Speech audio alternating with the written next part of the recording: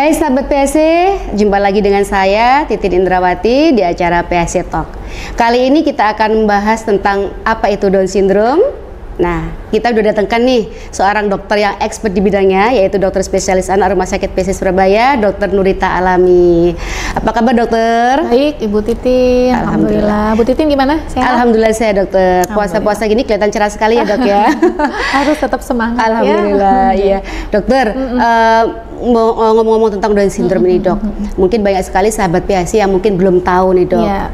Apa sih Down Syndrome itu? Ya, betul. Jadi Down Syndrome itu suatu kumpulan gejala gitu ya Bu Titin. Ya, sindroma itu kan suatu kumpulan gejala yang disebabkan oleh kelainan kromosom. Ya, kelainan kromosom itu apa? Kromosom adalah bagian tubuh kita yang paling kecil gitu ya. Jadi pada kromosom seorang manusia yang jumlahnya 46, dia kelebihan. Oh, gitu. Ya, kelebihan 1 ya, sehingga istilahnya dia trisomi 21. Jadi ada kelebihan kromosom di lengan nomor 21. Yaitu kalau misalnya di situ kelebihan atau trisomi 21 tadi menyebabkan adanya sindroma atau kumpulan gejala. Kumpulan gejalanya bisa dilihat dari apa? Ada perubahan fisik, perubahan mental ya, dan diikuti dengan beberapa kelainan lainnya yang bisa mengenai semua organ yang ada di tubuh seorang anak. Kesehatan ya dok tentunya ya. Oh gitu. Ya. Nah, berarti kalau untuk Down Syndrome itu kan banyak sekali yang akan terjadi ketika pasien ini mengalami Down Syndrome ya dok ya. Sebenarnya dok, untuk penyebab Down Syndrome sendiri itu apa sih dokter? Ya. Jadi Down Syndrome itu disebabkan oleh istilahnya mutasi ya. Jadi ada kesalahan pemrograman gitu ketika proses pembuahan tadi gitu ya, sehingga kalau misalnya dievaluasi secara analitik kromosomnya tadi ada kelebihan di trisomi 21. Betul. Jadi ada proses yang salah pengkodeannya pada saat bertemunya sel telur dengan sperma di dalam rahim seorang ibu. Nah, proses itu yang salah sehingga menyebabkan terjadinya gangguan pada pertumbuhan seorang anak. Jadi di dalam kandungan ya dokter ya. Berarti kemungkinan untuk Down Syndrome ini bisa dideteksinya itu ketika bayi ini lahir atau selama masih proses dalam kandungan itu bisa dideteksi ya dok ya? Sebetulnya kalau secara pemeriksaan fisik paling jelas kita pada saat lahir ya, karena memang Down Syndrome atau trisomi 21 itu dia memiliki penampilan fisik yang beda yang khusus, yang berbeda sama anak-anak yang lainnya ya. Tetapi ternyata dengan perkembangan zaman Bu Titin, Down Syndrome itu kita bisa deteksi sejak dalam kandungan gitu ya. Sejak dalam kandungan kita sudah bisa deteksi, tentu berkolaborasi dengan dokter spesialis kandungan ya. Dok, jadi bisa dengan pemeriksaan macam-macam ya, ada pemeriksaan USG gitu ya, mungkin dari secara fisik, ada perbedaan dari bentuk kepala, kemudian bentuk leher, kemudian ukuran tubuhnya mungkin berbeda. Nah, nanti dari situ dokter kandungan yang akan ini mungkin suatu trisomi 21 atau Down Syndrome. Atau dengan pemeriksaan namanya amniocentesis. Jadi diambil cairan ketubannya. Itu kita evaluasi ada kadar hormon tertentu beta HCG. Nah, itu biasanya dia agak tinggi kadarnya, lebih tinggi daripada normal. Ada juga pemeriksaan lain, misalnya kita lihat dari ambil sampel dari tali pusatnya, dari plasenta ya, dari ari-arinya, itu bisa dilihat pada saat bayi itu masih dalam kandungan. Jadi dengan berkembangnya zaman, ternyata diagnosa dari Down Syndrome itu bisa ditegakkan jauh sebelum anak itu lahir Bu Titin. Oh, baik seperti itu ya dok. Jadi kemungkinan kalau misalkan memang sudah terdeteksi selama di dalam kandungan nih dok ya, kan udah terdeteksi nih bahwa ini kemungkinan kayaknya Down Syndrome nih kayaknya. Berarti untuk proses tindakan persalinannya sendiri itu dok, apakah ada penanganan khusus atau misalkan mungkin pendampingan khusus dari hanya dokter kandungan aja atau dokter anak atau dokter yang lain-lain juga dokter, misalkan mungkin biasanya kan tadi yang disampaikan dokter ketika Down Syndrome itu kan ada banyak gejala terkait kesehatannya. Nah, kesehatan itu juga kan kadang-kadang aja juga yang bisa terdeteksi dari kandungan. Mungkin tadi kan informasinya terkait ada yang jantung bocor barangkali ya dok ya. Itu kan kalau jantung bocor kan mungkin bisa deteksi bisa dideteksi dari di kandungan. Nah, ketika itu sudah terdeteksi nih, ketika proses kelahirannya sendiri, adakah perlakuan khusus untuk si ibu ataupun bayi ini ketika lahir? Baik. Jadi sebetulnya idealnya kalau semua persalinan memang kita harus ada tim ya yang mendampingi bayi baru lahir, karena semua bayi dengan atau tanpa resiko dia memiliki potensi untuk terjadi gangguan pada saat proses kelahiran. Entah dia nafasnya terganggu misalnya, detak jantungnya yang terganggu. Jadi walaupun bayi itu sehat, tidak punya faktor resiko apa-apa, dia tetap memiliki resiko untuk lahir tidak langsung menangis. Nah, istilahnya lahir ya, tidak bugar gitu. Jadi semua bayi memiliki resiko untuk itu. Memang kecil ya, potensinya hanya mungkin sekitar kurang dari 1%. Nah, pada bayi-bayi yang disertai dengan kita curiga dia ada kelainan, maka tentu timnya harus lebih solid ya Bu Titin ya. Iya, tapi kalau Down syndrome itu kan selain fisiknya yang berbeda, kemudian mentalnya juga pasti berbeda, dan banyak sekali kelainan yang menyertai. Tadi seperti contohnya Bu Titin katakan ada kelainan jantung ya. Tentu kalau anak yang ada kelainan jantung, ada jantung bocor dengan derajat keparahan yang berbeda-beda, tentu proses adaptasi pada saat dia lahir juga tidak sama gitu ya. Ya, Dok, sehingga perlu tim. Nah, terus kemudian nanti setelah lahir pemantauannya juga jauh berbeda sama anak-anak yang lahir normal, anak-anak yang sehat, yang tidak dengan Down syndrome gitu ya. Pemantauannya mungkin lebih dekat lagi ya, lebih sering lagi ke dokter spesialis anaknya. Kalau bayi sehat mungkin setiap 1 bulan sekali gitu ya, sekalian imunisasi pada usia 1 tahun pertama, kemudian tiap 3 bulan. Untuk Down syndrome mungkin lebih sering, bisa 2 minggu, atau kalau misalnya sakit mungkin lebih intensif lagi ya, bertemu dokter spesialis anak. Karena memang Down syndrome itu dia memiliki sistem imun atau daya tahan tubuh yang berbeda sama anak-anak lainnya. Seperti itu. Jadi ya, Dok ya. Lebih mudah sakit gitu ya. Terkadang juga beberapa ditemukan kelainan darah Bu. Jadi ada yang disertai dengan kanker darah, dengan leukemi gitu, dan memang anak Down syndrome tuh lebih mudah sakit daripada anak-anak yang tidak, yang sehat. Seperti itu. Dan jadi kita kalau membahas terkait pengembangannya setelah lahir nih Dok, ketika di dalam kandungan terdeteksi nih Down syndrome, kemudian lahir dipantau atau didampingi dengan tim dokter yang banyak, yang sesuai lah Dok ya, sesuai subnya ini. Kemudian ketika masa pertumbuhannya nih Dok, kalau kita bahas masa pertumbuhan untuk anak Down syndrome itu kan spesial, khusus ya Dok ya. Nah, terkait tumbuh kembangnya nih Dok, kalau misalkan kita lihat di media-media ataupun di artikel-artikel Down syndrome ini kan memang apa ya Dok, punya perilaku yang berbeda dengan anak normal. Tadi yang seperti dokter sampaikan, misalkan nih terlalu aktif atau mungkin secara psikologinya nggak maksimal atau kurang normal gitu Dok ya. Kita ngomongnya sih spesial ya Dok ya selama ini. Nah, itu untuk penanganannya ini khusus tindakan Down syndrome atau tergantung dari kasus pasien ini Dok? Kasus pasiennya ya. Jadi gini Bu Titin, kalau dengan Down syndrome tadi kan secara fisik berbeda ya. Dia punya wajah yang berbeda dari anak-anak yang normal ya, kita sebutnya mongoloid face ya. Kemudian secara mental dia juga berbeda. Biasanya anak-anak Down syndrome disertai dengan retardasi mental. Apa itu Dokter? Retardasi mental tuh dengan keterbelakangan ya. IQ-nya lebih rendah daripada anak-anak yang seusianya, sehingga dia untuk mencapai kemampuan akademis mungkin lebih sulit dibanding anak-anak yang normal. Pendampingannya harus ekstra ya Dok ya, tentunya ya Dok, gitu selain dari orang tua tentunya mendampingi, secara medisnya juga harus ada pemantauan dan terapi-terapi mungkin ya Dok ya. Jadi kalau sudah secara fisik pada saat lahir dokter spesialis anak menyatakan Ibu ini kemungkinan suatu Down syndrome, maka sebaiknya ditegakkan diagnosisnya ya. Jadi tidak hanya dengan klinis, tetapi ditegakkan dengan diagnosis dengan pemeriksaan kromosom, dengan karyotyping. Jadi tadi pada saat dalam kandungan kita bisa menduga ini Down syndrome, setelah lahir pun juga bisa, baik secara fisik, kemudian kita konfirmasi lagi dengan pemeriksaan karyotyping. Nah, ketika dokter spesialis anak dan juga didampingi dokter kandungan sudah menyatakan ini kemungkinan Down syndrome, maka orang tua dan juga seluruh support system harus siap gitu ya. Karena biasanya anak-anak Down syndrome itu disertai macam-macam kelainannya ya. Satu tadi secara IQ, dia lebih rendah ya, biasanya paling tinggi kurang lebih 70 nilai IQ-nya ya. Kemudian yang kedua disertai dengan kurangnya hormon gondo atau istilah medisnya hipotiroid, kurang hormon tiroid yang sekarang pemerintah sedang gencar untuk melakukan screening ya. Dan biasanya anak-anak dengan kekurangan hormon gondo IQ-nya juga terganggu.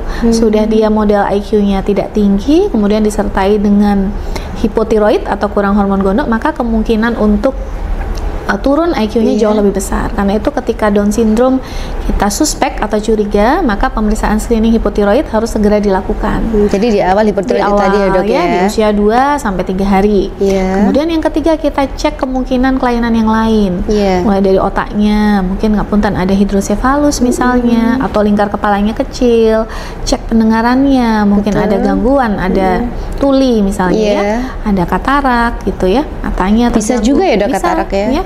Terus kemudian kita screening jantungnya, kita screening ususnya. Ada beberapa kelainan jantung yang ususnya juga terganggu, jadi dia buang air besarnya terlambat lebih dari 2 hari ya, kita kenal. Jadi nggak rutin kayak orang normal biasanya setiap hari nih dok. Jadi bayi baru lahir kan harus BAB tuh Bu, dalam 2 hari.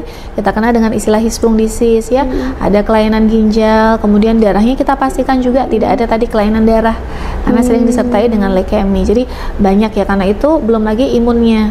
Sistem imunnya kan juga mudah sakit begitu ya. Jadi memang harus lebih komprehensif, dan bukan hanya cuman dokter spesialis anak umum, tapi kita perlu misalnya dokter endokrin, dokter jantung ya, dokter tumbuh kembang, spesialis tumbuh kembang untuk mendampingi perkembangan Down syndrome anak-anak dengan Down syndrome tadi selama 2 tahun pertama dan seterusnya sampai 18 tahun. Selama 2 tahun pertama sampai 18 tahun masa anak. Berarti kalau kita ngobrol Down syndrome nih dok, Down syndrome ini apakah bisa disembuhkan atau tidak dokter? Ya sayangnya kalau kelainan kromosom itu masih belum bisa disembuhkan. Jadi kalau misalnya sudah terdiagnosa trisomi 21 ya, kita sebagai orang tua ya tadi ya mempersiapkan diri ya, menerima, mempersiapkan diri. Tetapi sekarang dengan perkembangan terapi ya Bu, ternyata ada tuh namanya terapi nutrigenomik. Itu bisa sedikit memberikan harapan kepada orang tua yang memiliki buah hati dengan Down syndrome. Itu dengan terapi tersebut bisa ternyata merubah tampilan wajah, merubah juga mungkin IQ-nya tadi gitu ya. Tapi kalau kelainan-kelainan jantung ya kita perlu pendekatan dengan dokter spesialis anak yang konsultan jantung tadi. Betul. Jadi kalau misalkan memang sakitnya secara kesehatan fisiknya nih dok, sesuai dengan kasusnya, misalkan jantung ya otomatis harus dilakukan pemeriksaan atau pengobatan dari dokter spesialisnya. Misalkan pendengaran pun subnya sendiri. Nah kalau misalkan memang terkait ini dokter, ini kan seumur hidup ya dokter ya, seumur hidup akan mengalami Down syndrome karena memang tidak bisa sembuh kan gitu ya dok ya. Artinya kita sebagai orang tua itu harus memberikan bekal. Karena memang anak Down syndrome itu kan spesial, spesial di mana tidak seperti anak normal pada umumnya. Ketika dewasa dia juga akan seperti orang dewasa, ketika remaja dia akan seperti anak remaja. Nah ini kan beda. Artinya sebagai orang tua harus memberikan bekal. Tentunya bekal itu kan harus berupa terapi-terapi. Misalkan kita ambil kasus yang paling ringan tanpa ada kasus kelainan kesehatan ya dok ya. Misalkan secara mungkin kegiatan belajarnya, kegiatan kemandiriannya seperti itu dok. Nah berarti itu bisa dilakukan terapi-terapi ya dok, atau bagaimana dok? Bisa. Jadi Down syndrome tadi kan spektrumnya luas ya, dari IQ pun ada yang tinggi, yang 50 sampai 70, kemudian retardasi mental sedang sampai yang berat. Itu pun tentu luarannya akan berbeda. Tapi saya sih berpesan kepada para orang tua ya, kalau kita punya anak Down syndrome, ya satu kita harus menerima dulu ya, bahwa semua anak itu istimewa. Betul ya. Dokter. Banyak juga anak-anak Down syndrome yang bisa berhasil Bu, ternyata ya. Ada yang bisa jadi punya perusahaan. Alhamdulillah. Ada yang bisa jadi guru, ada yang punya restoran, ada yang jadi atlet gitu. Jadi semua anak dengan keterbatasan mereka ternyata punya kelebihan. Gitu. Nah, sekarang kalau kita punya anak Down syndrome nih, apa yang harus kita lakukan kan gitu ya Bu ya? Satu ya tadi mempersiapkan diri sebagai orang tua. Kemudian yang kedua, karena memang dia khusus spesial, secara akademis kan sulit. Beda. Ya. Tapi dia selalu punya kelebihan. Jadi kita mencari potensinya dia di mana sih?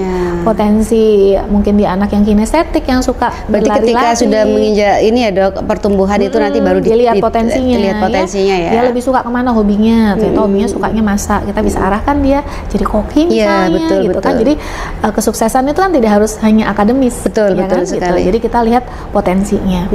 Kemudian yang ketiga, karena dia imunnya tidak baik, ya kita lengkapi dia dengan imunisasi. Gitu.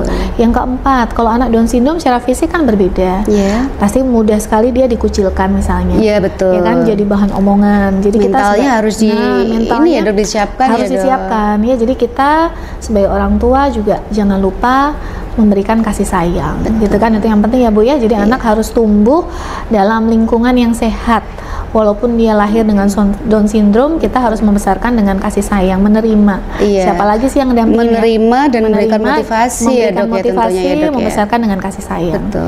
Kemudian yang kelima, kita lihat kelainannya. Apa sih kelainannya? Kalau memang dia ada tadi jantung bocor, ya kita berkonsultasi dengan dokter spesialis jantung anak ya. Ada nih dok. Kalau misalnya anak Down syndrome, dia punya pola perkembangan pertumbuhan yang berbeda dengan anak-anak yang lain. Jadi jangan pernah membandingkan seorang anak Down syndrome dengan anak normal, karena dia punya pola sendiri, sehingga mungkin orang tua perlu pendampingan. Kalau sulit bertemu dokter spesialis anak tumbuh kembang, bisa bertemu dengan dokter spesialis anak yang ada. Semua punya bekal ilmu yang sama, saya rasa ya. Terus kemudian apa kalau memang hisprung, mungkin dia perlu tindakan pembedahan, pastikan memang dia makan minum yang cukup, yang baik, terus kemudian temui dokter spesialis bedah anak ya untuk tindakan, mungkin perlu tindakan pembedahan dan lain sebagainya. Jadi untuk pemantauannya itu sesuai kelainannya masing-masing, betul. Ya gitu ya. Jadi endingnya nanti kita pingin semua anak-anak Down syndrome punya hak yang sama dengan anak-anak yang tidak terlahir dengan Down syndrome. Jadi ya kita sebagai orang yang menyertai mereka, baik itu orang tua ataupun lingkungan di sekitarnya, jangan mengucilkan. Gitu kan, itu yang harus kita lakukan ya dok ya. Jadi orang tua terutama kalau zaman sekarang, kalau misalkan kita untuk meminta teman-temannya untuk jangan mengucilkan kan tidak bisa. Artinya kita sebagai orang tua harus membekali diri bahwa ketika kamu di luar sana menghadapi teman yang mungkin tidak suka dengan kamu dengan visi kamu yang seperti ini, itu mentalnya yang harus disiapin ya. Kalau misalkan orang tua mungkin nggak bisa melakukan sendiri, ya tetap harus ada konsul dokter spesialis kita ya, mungkin psikologinya, secara apa seperti itu. Nah, ini dokter, terkait ini kan kebetulan banyak sekali nih kasusnya untuk Down syndrome ini. Yang pengen kita tahu juga, Down syndrome ini kan tadi kan ketika di dalam kandungan bisa terdeteksi, ketika lahir dia juga bisa lebih dipastikan lagi, diagnosanya ditegakkan lagi. Ada nggak dok, ketika lahir ini nggak ada gejala Down syndrome, tapi dengan berjalannya waktu tiba-tiba mungkin secara 2 bulan, 3 bulan setelah lahir tiba-tiba Down syndrome? Ya, jadi kalau secara definisi ini kan memang kliennya kromosom ya Bu ya. Jadi sebetulnya terjadinya jauh sebelum bayi itu lahir ya. Jadi sebelum antara sel telur sama sel sperma tadi bertemu kan, itu di situ proses pembuahan, proses pembelahan kromosom dan lain sebagainya sampai lahir seorang anak. Jadi sebetulnya dalam kandungan sudah mulai itu cikal bakalnya. Jadi memang tidak ada ya dok ketika lahir terus tiba-tiba aja awalnya enggak, tiba-tiba Down syndrome, itu kemungkinan mungkin yang lain ya dok ya. Seringkali begini, kalau bayi lahir itu kan masih bengkak, gitu ya, pipinya. Kata orang biasanya masih berubah-ubah, masih berubah-ubah ya, masih ada cairannya, apalagi kalau ibunya masuk cairan dalam jumlah yang banyak gitu ya.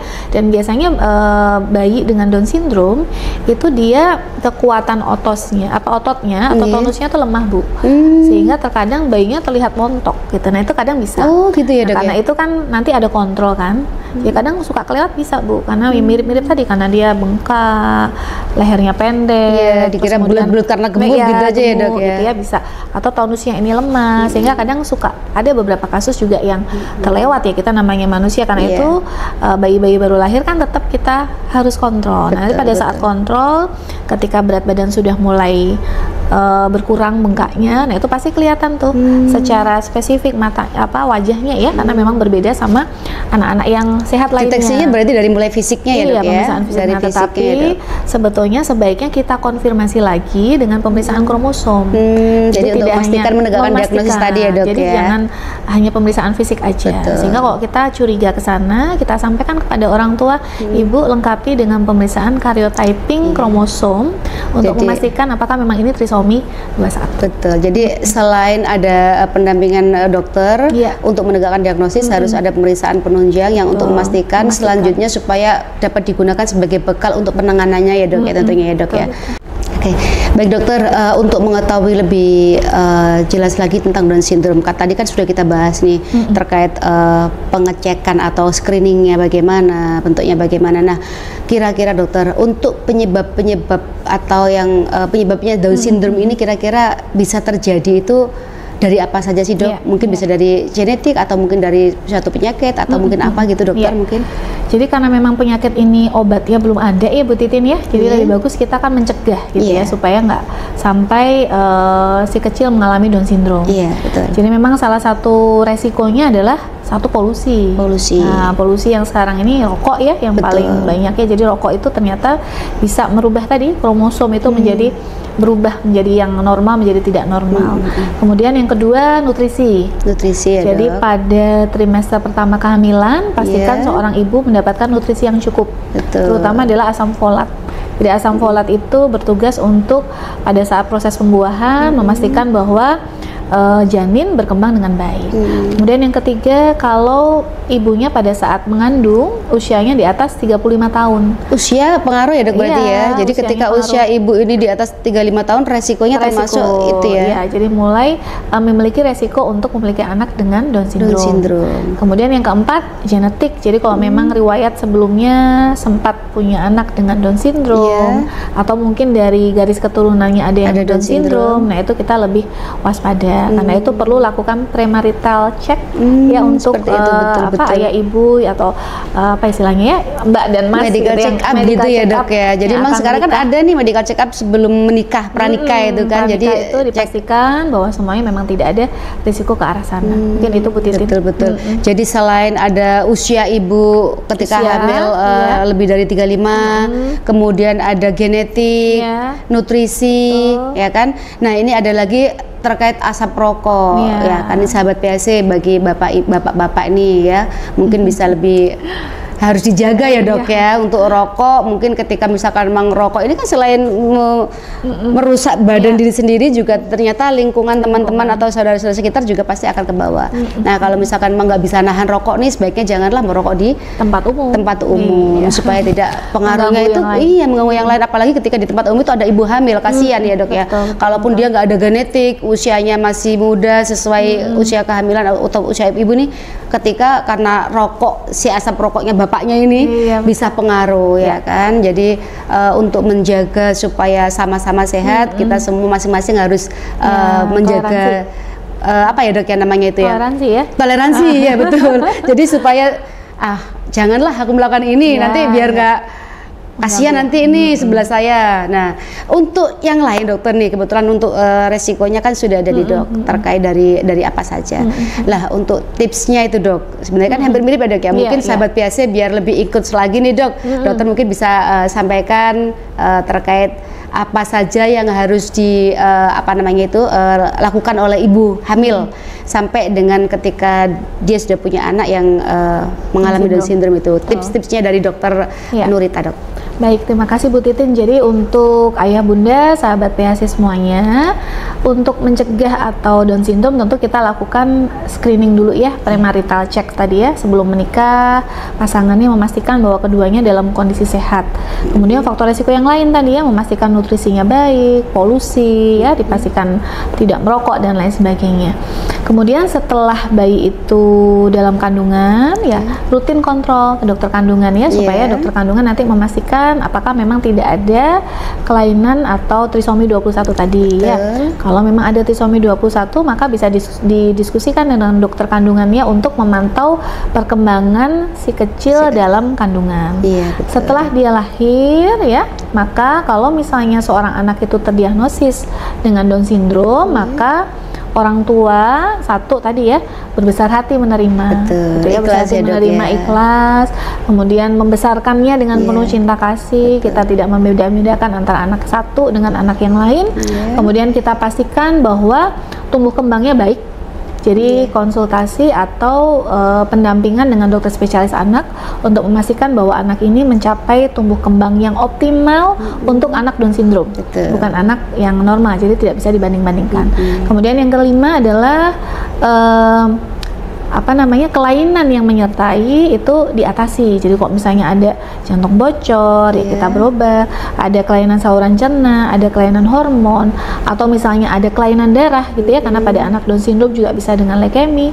Dan jangan lupa karena sebagian besar rata-rata anak Down syndrome dengan gangguan IQ ya, dengan retardasi mental, maka orang tua juga mempersiapkan ininya mental apa si anak namanya ya, Dok, ya? Sekolahnya, kemudian secara psikologis, kemudian jangan lupa juga mencari potensi setiap anak. Betul. Gitu. Kalau memang akademis belum bisa tercapai, kita yakin bahwa setiap anak itu pasti punya kelebihan. Punya kelebihan masing-masing. Nah, itu yang kita harus cari potensinya di mana, dan itu yang harus kita kembangkan. Betul. Supaya anak-anak Down syndrome tadi bisa hidup mandiri. Bisa hidup mandiri bisa dengan hidup bekalnya mandiri, sesuai dengan kemampuan kelebihannya itu tadi ya, Dok, bisa menjaga dirinya, paling tidak dia tahu mana yang bahaya, mana yang tidak. Betul, betul, mungkin itu Bu Dokter. Titin. Baik, Dokter.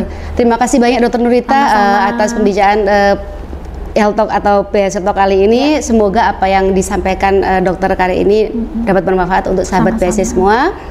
Bagi sahabat PHC yang memiliki anak ataupun mungkin di usia kandungan, bisa konsultasi ke dokter spesialis anak kita di Rumah Sakit PHC Surabaya setiap hari Senin sampai dengan hari Jumat pukul 8 sampai dengan 1 siang, dan setiap hari Sabtu pukul 8 sampai dengan pukul 12 siang. Di selain itu kita juga ada dokter yang sore juga, dokter sesuai jadwal. Nanti mungkin bisa cross check di PHC, pendaftaran PHC online. Di situ kita memiliki banyak dokter, nggak hanya pagi hari, jadwal yang sore juga ada. Baik dokter, sampai jumpa sahabat PHC di acara PHC Talk selanjutnya. Saya dan Dokter Nurita berpamit dulu. Semoga kita semua selalu sehat. Bye bye. Assalamualaikum.